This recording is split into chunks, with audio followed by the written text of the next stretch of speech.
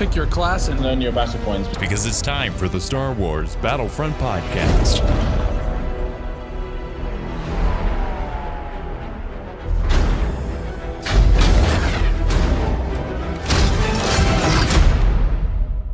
Welcome to episode 170 of the Star Wars Battlefront Podcast. I'm your host, Sage Goodwin, joined by my brother and co-host, Sam Goodwin.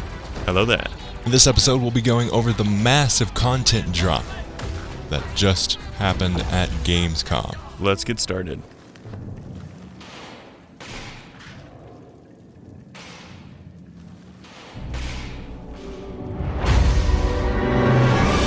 Sam, we've got the full details on what's coming in August, as well as what's coming in September, and the rest of the year. We've got it all laid out in a new roadmap.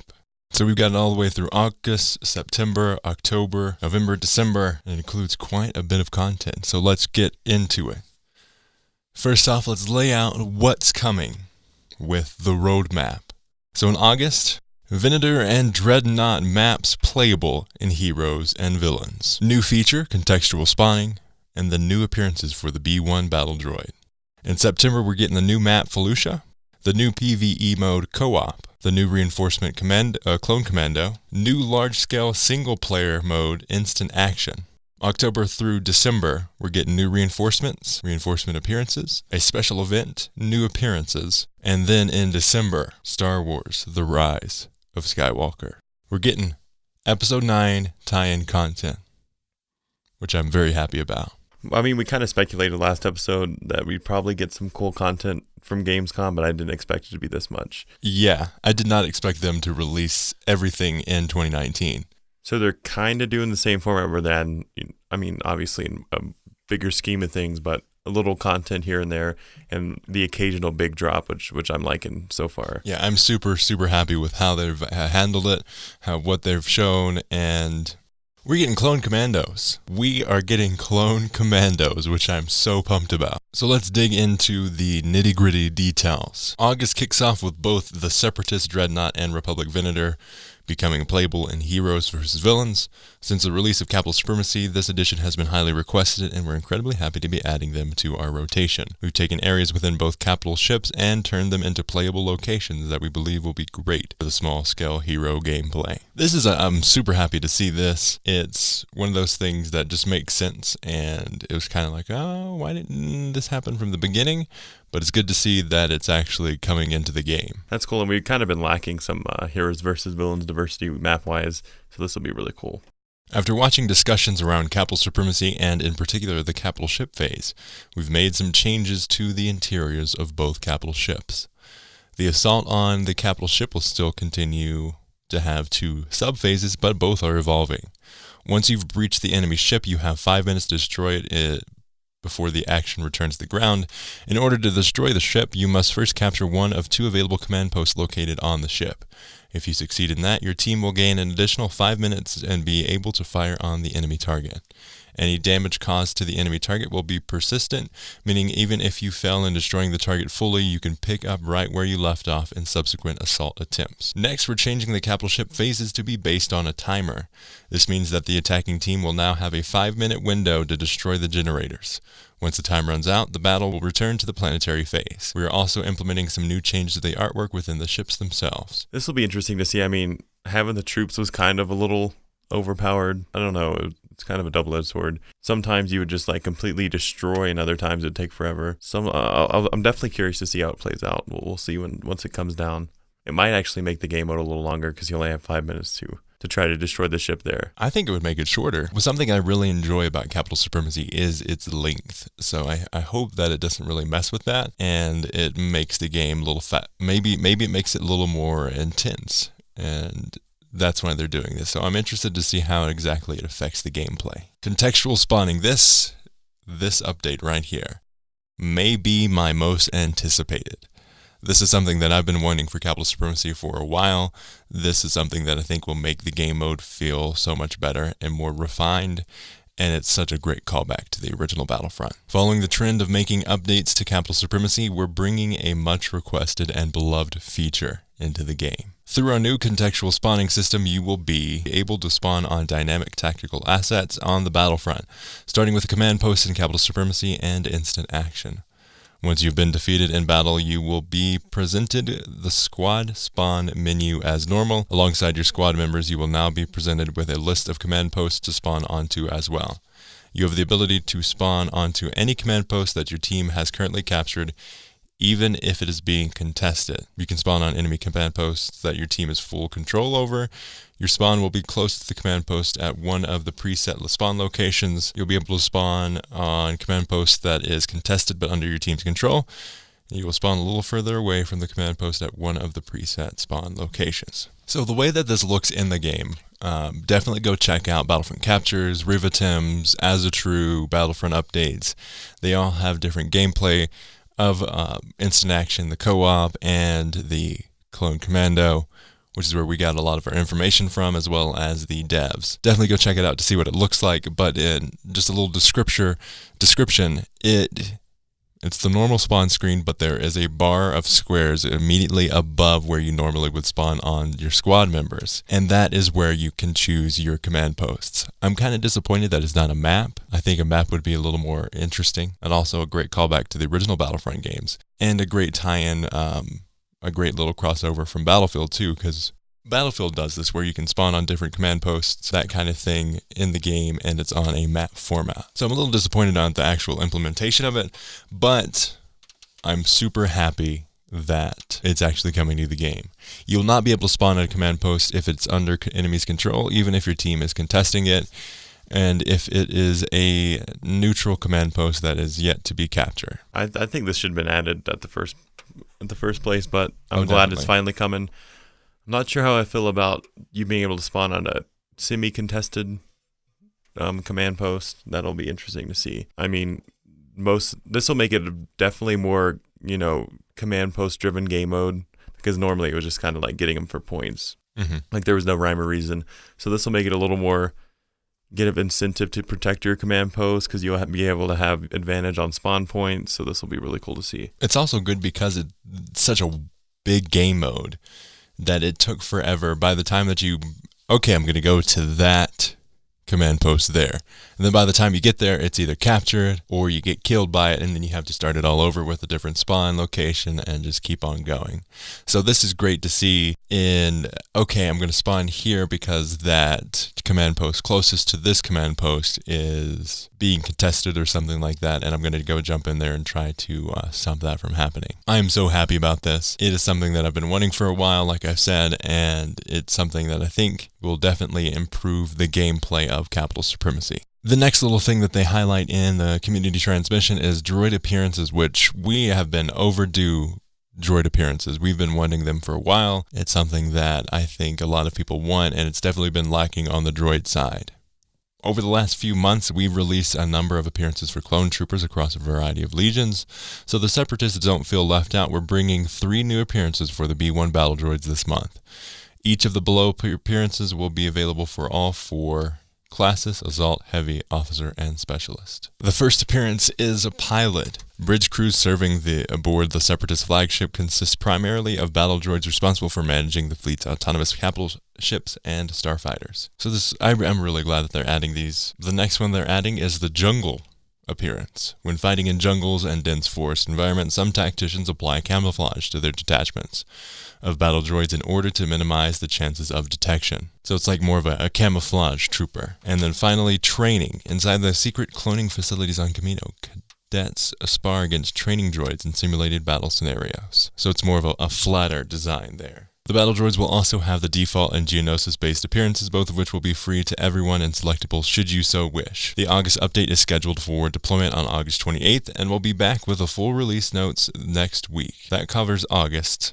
What about September? So September is when we're getting the big update, or should I say bigger, with Felucia. The Separatist invasion of Felucia is nearing its end, with only a single powerful vehicle left to cover the evacuation of a Felucian farming community. The clones struggle to maintain their last line of defense long enough for Republic transports to collect a large cache of valuable medicinal plants from the village. As the droids advance toward the clone's position, the squad chooses to go on the offense, destroying the dreadnought responsible for the attack. However, the droids have a plan of their own, ensure the Republic can't escape with the plants by bringing down their Venator. Similar to other Capital Supremacy maps, Felucia is broken up into multiple areas with a set theme for each command post. Themes range from the traditional Felucian farm, a cave that used to be inhabited by an indigenous rancor or the remnants of a mighty Sarlacc. Felucia has been built from the ground up with Capital Supremacy in mind and is shaping up to be one of the best looking planets we've built to date, if we may say so ourselves. And while we've been having a ton of fun during our internal playtest on it, we're eagerly awaiting your arrival. I am so pumped for Felucia. I really wish that they would add monsters and stuff to it. I would love to see that kind of thing. That'd be really cool. I mean, they didn't say anything in their roadmap, so probably ain't gonna happen. But yeah, it'd be cool because they have so many cool maps that they could just base it off of. Like, I could just talk about this forever.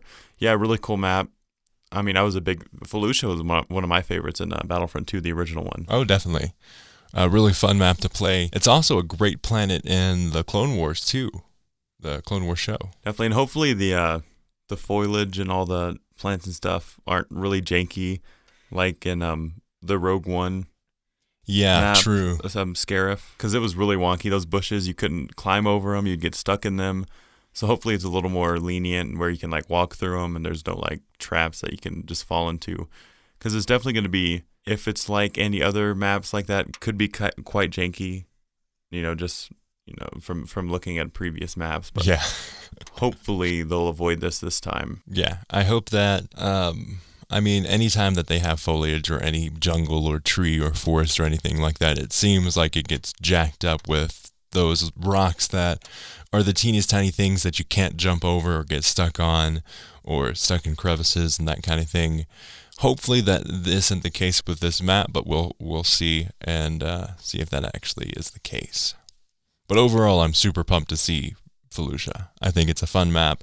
I'm also really happy that they're adding a farm section on it, because that's one of the things I really liked in the Clone Wars was that highlight episode where they were on Felucia and they're going through the farms. I think that was really cool. I also like how they are building it with Capital Supremacy in mind, and I hope that it also gets added to this next item on our list, co-op and instant action. So co-op is a 4-player online co-op mode, which is really weird.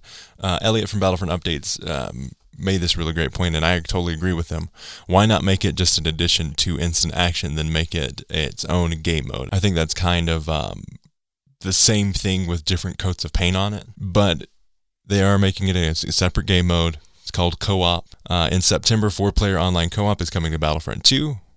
For this experience, you will team up with 3 other players, old friends or new, for a large-scale PvE adventure. You can choose to play as either the Galactic Republic or the Separatist Alliance and partake in massive battles on all 5 Clone Wars planets in Battlefront 2. Depending on what faction you've selected, the experience on each planet will be different. For example, the droid army will be invading the planet of Naboo, while defending if the battle moves to Geonosis. If you decide to play as the Grand Army of the Republic, the roles will be reversed on each planet. In co-op, all troopers, reinforcements, vehicles, heroes, and villains will be available to play. However, the same is true for the AI, as the new AI system introduced in Capital Supremacy has been expanded upon to also feature vehicles, heroes, and villains, available for all Clone Wars era planets to start. I'm kind of mixed about the feelings. Like, I was really looking forward to maybe having Battlefront 2015 type thing to where you could make little private matches, kind of, to where you could face each other. But what's the point of having 4 real players against some AI? You're always gonna win because AI are pretty bad. You're basically just destroying a bunch of droids, and that might be fun for a few times, but I don't see it having much playability coming up in the future. I just wish it was more like a private match type thing. I mean, if you could face 2 other real people, that'd be so fun, and that's what I really want from this game. I hope that's the case, but they haven't said anything on it. Hopefully eventually they'll format it, because it's kind of this, it shouldn't be too hard because they all have the the right bare bones for it, so it shouldn't be too hard. Yeah. Because that's the thing, if we play offline mode, it would be me versus my brother, we wouldn't be on the same team. because it's too easy. Like you're just destroying a bunch of AI. Yeah, that's just really over the top blood and gore. Really, it's like I am the god of this realm because the AI are so easy to defeat, and I hope that they have difficulty options for the AI, because the base AI are just super easy. I mean, we were watching a gameplay of Battlefront Capture's play, and he took down Count Dooku by himself, nobody else helping him, and then continued to take down 12 more droids after that. So it's definitely super weak AI. So hopefully, I hope that they realize this and hopefully they add both difficulty options and the ability to play against other people. Now let's get into instant action. We're happy to announce that instant action is making its return to the Battlefront franchise, and we think it's something a number of you are really going to like. Each month we've seen the comments about a large-scale game mode that can be enjoyed within a single-player environment. We know that solo players matter and can confirm it's real, and it's arriving in September. In this mode, both teams are fighting over 5 command posts, similar to Capital Supremacy. Hold a majority of them until your team scores reaches 100% to win the game. Key info: single-player large-scale player combat, single-player large-scale combat experience, fight to control command posts. You fight alongside AI. You fight against a team of AI. The enemy team will be made up of regular troopers, reinforcements, heroes, and vehicles. You can spawn on command posts using the contextual spawn system. Control a majority of the command posts until your team score reaches 100. Able to choose play as either light side or dark side. Can be played offline without the need for an internet connection. At release, you will have access to all the maps that are currently available within Capital Supremacy: Naboo, Kamino, Kashyyyk, Geonosis, and Felucia. So that's instant action. One of the sad things is that I would love to be able to play split screen co-op on this, but they haven't said anything about that, so I doubt it's going to actually happen. It's a cool idea. Like, it's a different from the Capital Supremacy game mode, you know? Yeah, you don't have the 2-stage. But then again, like, I really would not like to play just against AI. I would like, to play with someone else on there. So it'd be a little lonely, but hopefully, I mean, like I said previously, they have the bare bones for it, so they can always add this kind of stuff going in the future. Yeah. If it seems that the community's want of that is quite high, I could definitely see them adding it in the future if they allowed themselves to do so. Overall, though, I think it looks pretty fun. It's a great little thing for the people that want to play offline, that don't have a great internet connection. We feel ya. Great that it's offered as an offline content, so you can play that offline. I also like, as you said, the difference between Capital Supremacy in that you have to claim 100% of the command posts. I think that's a cool change for the game mode. And you'll basically be carrying the team, though, since you're a human. But yeah, hopefully the AI kind of know what they're doing and have the objective, because otherwise it's going to take forever. Mm-hmm. Again, I hope that there is a difficulty for the AI on both sides. That would be great. But I also like how you'll be able to choose your own map. That's awesome. Because there are game modes, or there are maps that I would love to play. Like, I'm super happy that they're going to be adding Felucia when this comes out, because I want to be able to explore that completely with Felucia. Now let's go on to one of the most hyped up parts of this update, the Clone Commando. Clone Commando is epic. Introduced in the old game for the original Xbox. Super fun. It still actually holds up pretty well. We've got it on our Xbox through backwards compatibility, and it's great. As one of the most elite forces within the Grand Army of the Republic, the Clone Commandos would come to be respected by allies and feared by enemies. The conflict raging across the galaxy, the Republic organized the Commandos into squads who quickly became a pivotal resource in the ongoing war effort against the Separatists. The ability to switch from blast to grenade provide the Clone Commando with a great deal of versatility, allowing him to adapt to the situation ahead of him. We've been waiting for this moment for a while now, and the arrival of the Clone Commando is almost upon us. We think you're going to absolutely love playing as them. For added cool factor, you'll also see your Commando making the change from primary fire to grenade himself.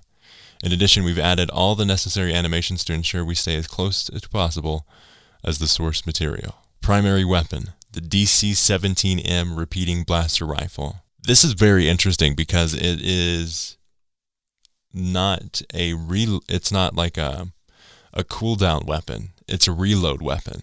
So you have a set amount of bullets that you can fire before you have to reload your weapon. And we saw that before with Krennic's weapon, I believe. Yes. Had to reload. And I mean, the con is you have to reload, but the pros usually it's really broken, and it definitely is broken. So it's cool, and it's nice to see him reload. It's really satisfying to watch. It is. It's also something that you don't really get in Battlefront since DICE took over the franchise, is because they have the cooldown system, and Krennic was one of the exceptions, and it's good to see that it's being added to this game as well, because my gosh, it looks so great. And it's so normally when you fire, there's the bar that has the cooldown, and it slowly fills up and causes your weapon to overheat. This one is the opposite. You have a set blue bar when you fire, and as you shoot, it depletes, and it's super satisfying to watch him switch modes. For the left ability, Anti-Armor Attachment reconfigures the DC-17M into a grenade launcher that fires up to 3 small grenades with high efficiency against vehicles and shields. Yeah, one shot from one of those grenades will destroy the entire Droideka shield. And it's not like Barrage where it shoots kind of consecutively and then bounces around. It's much different in the fact that it's like a one-shot kind of thing. You can't really spam it that well, and it's more of a strategic firing. It's like the Barrage meets the impact grenade. Yes. Because it it detonates on impact. It does look pretty powerful. For his right ability, it's the Repulsor Blast. It discharges a short-range shockwave that temporarily disorients enemies and knocks them back. This one's actually pretty epic. It seems to be a mix of like Chewbacca's slam with the flash grenade. That's the feeling I'm getting from it, at least. And then the middle ability, Battle Focus, activates a damage protection aura for the commando and nearby allies. Additionally, any damage the commando deals to enemies replenishes his base health. Really, I think he's going to be the best reinforcement coming into this. And he kind of matches the droid on the enemy side. It's a commando, right? No, it would be the Droideka. The infiltrator. It's the infiltrator class. Yeah. That kind of seems similar just because it has that kind of melee, because he has a melee that's really cool. Yeah, so he punches with his left hand as he holds his weapon in his right. And it seems to do quite a bit of damage. I wonder if it's like more than normal melee, because it seems like it does more damage. He seems to be a freaking tank. He is, and I think he's going to be way better than the Droideka. The Droideka's not all that good. Like, it's decent, but this guy is just crazy. Yeah. I think he'll be the perfect matchup against the commando droid. Because the commando droids are pretty beasts. Because they're very fast, so it would be hard for him to hit them. So that'd be cool to see. Yeah, I'm super happy with the clone commando. That's something that I did not expect at all. So I woke up that morning, checked, there's a bunch of notifications for Twitter, and I checked it, and oh my gosh, there is the video, which we played in the beginning of this episode, with that awesome music. He walks into the screen, goes from his feet all the way up to the face, and his face lights up. It's amazing. Definitely one of those things that's super requested, and it wasn't really expected at all. Definitely super happy to have Clone Commando in the game coming in September. So, during September, they're also releasing a community challenge that grants you the ability to unlock a highly requested appearance. More details will follow closer to the challenge, but we have a sneaking suspicion that fans of Luke Skywalker and Star Wars A New Hope will enjoy this one. We'll be back in September with a number of transmissions dedicated to co-op, instant action, the Republic Commando, and the full release notes themselves. Be sure to keep an eye out for all of them. What about the rest of the year? This is something that we were wondering, are they going to give us the details for it? What's going to happen? What's going to be coming? Are they really going to support the game throughout 2019? Are they going to... We did a whole episode yesterday, or last week, about if they would support the game with Jedi Fallen Order coming out. And yes, they will, because we'll be getting content from October through December. As we move through the remainder of the year, we will have new reinforcements, appearances, and a brand new front menu system, which allows you to play the era of your choosing. Nice. We will also be working toward the release of content inspired by Star Wars: The Rise of Skywalker. While we don't want to go into the exact specifics, no spoilers, we can confirm that we will be building a new planet and some new reinforcements based on the conclusion to the galaxy-spanning Skywalker saga. We'll be back with more details on each of the above as we get closer to release. The next few months are an exciting time for the game, and we are incredibly grateful that you've chosen to come on this journey with us. We can't wait to experience more with Star Wars Battlefront 2 with you. Star Wars Rise of Skywalker content coming. They said reinforcements. They did say reinforcements. Not heroes. I was villains, hoping so they would say heroes so badly. I doubt they're going to add any. Because there's a wide span of heroes and villains they can add from the entire, Force Awakens, Last Jedi, and Rise of Skywalker. So that's a little disappointing. They seem to be mainly focusing on reinforcement. Yeah. I mean, which is kind of cool to see. But then again, I kind of want more heroes and villains. Exactly. Daniel Schilling, friend of the podcast, sent us a message on Twitter. Hey guys, some great news, loving the Spawn on Command and HVV maps. Do you think we'll get any new heroes at all? It's not looking great so far, especially with their mentioning of only the reinforcements. Maybe they're just trying to save something for when that comes out, be a surprise, but yeah, hey, we'll see. I really hope that they add new heroes. Since they're adding all these reinforcements, I think they should make a reinforcement type heroes versus villains game mode. That would be epic. That'd be so fun. To have just specifically reinforcements game mode. You can literally just play as reinforcements. Maybe, a blast type thing, hero blast. That'd be cool to see. Definitely. I would love to see that. I think that would be fun. And like you said, they're adding a lot more reinforcements than anything else. It'd be really cool if they did like a vehicle game mode where you just attack each of the vehicles, and like it wouldn't be era based, so you could have like an ATST versus a prequel type vehicle. I would love to see more of the cross era kind of stuff like that. And again, where's Anakin versus Youngling Hun? That would be great. So on Twitter, we asked for people's thoughts on the content coming, and for the podcast, Joe, at Novacore Joe on Twitter, also is a Patreon supporter, Joseph Loera. I'm definitely looking forward to the Clone Commando. Reinforcements have been amazing so far, so I anticipate the new one will be just as fun as the rest. Spawning on command post is a great update to Capital Supremacy. I only wish the game mode was expanded to other eras by now. Ben did mention on Reddit that they may be shifting their focus to eras other than the Clone Wars, so I'm still pretty hopeful. Two things I really would have liked to see is the announcements of Ahsoka and a big focus on hero skins. Overall, the announcement is good, and I think it caters to a lot of things the community has requested.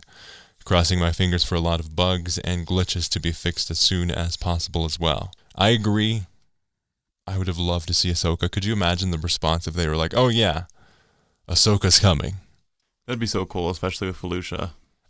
Could you imagine Ahsoka and Ventress and Felucia?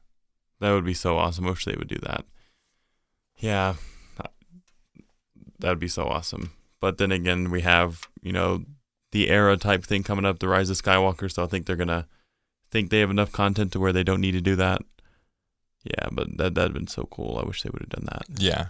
They've still just missed out in the prequel arena for heroes. For heroes, villains, and even maps. Like, there's so many to do. So that's kind of disappointing.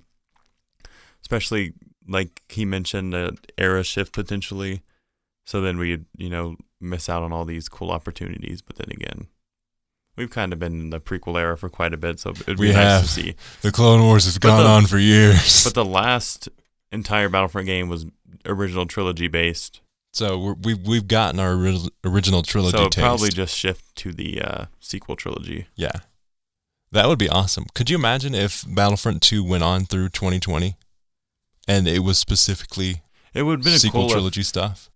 Obviously, this wouldn't happen, but it would have been cool if they did Battlefront 2015 as an original trilogy-based game, Battlefront 2 as a prequel trilogy or base game, and then the next one as a Battlefront 3 as sequel like a trilogy sequel trilogy game. Yeah. Too late for that. We're in too deep. Basically, though, Battlefront 2 has become a Clone Wars game. Yeah, more or less. I do agree with him on the hero skins. There's been a complete lack for hero skins. I'm glad that we're getting one for Luke Skywalker. I think I think it's either going to be Farm Boy Luke or Stormtrooper Luke. Yeah, that would be really cool. I mean, I'm liking the droid customization because that's been kind of missing out compared to the clone customization. But still, we need some hero skins for sure. Yeah. And Darth Maul. Come on, guys. Darth Maul robot legs. Come on, we can do it. That would be great. And it's something that I think a lot of the community would like to see as well. Because Darth Maul has 0 skins, period. Yeah, quite a few heroes and villains only have the one skin. Mm-hmm. And if they don't add the Rise of Skywalker skins for the heroes that are in the movie, Rey, Finn, Phasma, which she's probably going to come back, which I'm not very happy about. I think that's a greatly missed opportunity. So I hope that they add that in there. Any final thoughts on the game and the update and all of the content? I think it's good, way more than I expected to see, which is nice to finally kind of be fulfilled in that aspect. But really cool. I'm liking how detailed the roadmap is. That was really cool and surprising. That was very surprising to see. Definitely. So they're making improvements and kind of listening to the fan base on that aspect. But yeah, really cool. I'm glad to see the Rise of Skywalker is going to be supported coming through the game. And just I'm ecstatic to see the game's going to be supported through 2019. So that's really cool to see. Yeah, I'm so happy that is no longer a question on our mind now. I'm satisfied with what we got. Obviously, I want other stuff, but this will do perfectly fine. Yeah, definitely. I'm super happy with it as well. I'm glad that they are so open about it too, going all the way up to December of 2019, which I would have expected them to tease something and not just say, oh yeah, we're going to be doing a Rise of Skywalker tie-in content and it's going to be coming in December. I think that's amazing. October, November, that's more of like a questionable area there. I definitely hope that we get some surprises going forward with that. I would love to see October, November be heroes. October we get one, and then November we get another one. That would be great. Ahsoka and Ventress would be great tie-ins. It also adds some nice, some more female lightsaber wielders into the game as well. Some great dual wielding ones, because if they get the dual wielding for Ahsoka, they can easily cross it over with Ventress. So I think those two could go perfectly together. But it's great to see. I'm super happy with the content that we've gotten. I think that's about it for this episode of the Star Wars Battlefront podcast. Thank you so much for listening. I've been your host, Sage Goodwin. And I'm Sam Goodwin. You can follow us on Twitter at SWB Podcast, twitter.com/SWB Podcast. You can keep up on when we're recording these episodes, what we're going to be talking about, and send in your thoughts like Daniel Schilling and Joe Loera. It's great to get the feedback from you. We're working on some collaborations in the future coming up super soon.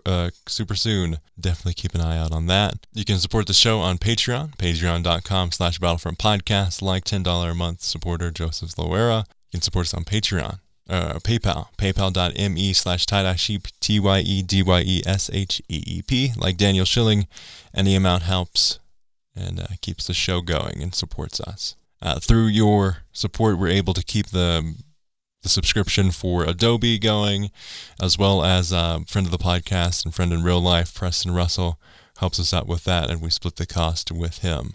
Definitely appreciated. A great freeway, though.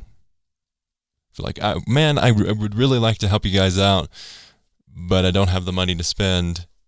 Great ways leaving a review on wherever you listen to podcasts. We would appreciate it greatly. Helps us get higher than iTunes charts, and also share us with your Xbox friends, PlayStation friends, PC friends who will play Battlefront and say, hey, you play Battlefront, have you given this podcast a listen? We'd appreciate that as well. Our YouTube channel is youtube.com/the Star Wars Battlefront Podcast, and our Gmail is battlefrontpodcast@gmail.com. You can listen to the show on iTunes, SoundCloud, Stitcher, Google Play, Apple Podcasts, YouTube, wherever you listen to podcasts, you can find the show. As always, Thanks for listening. and may the Force be with you.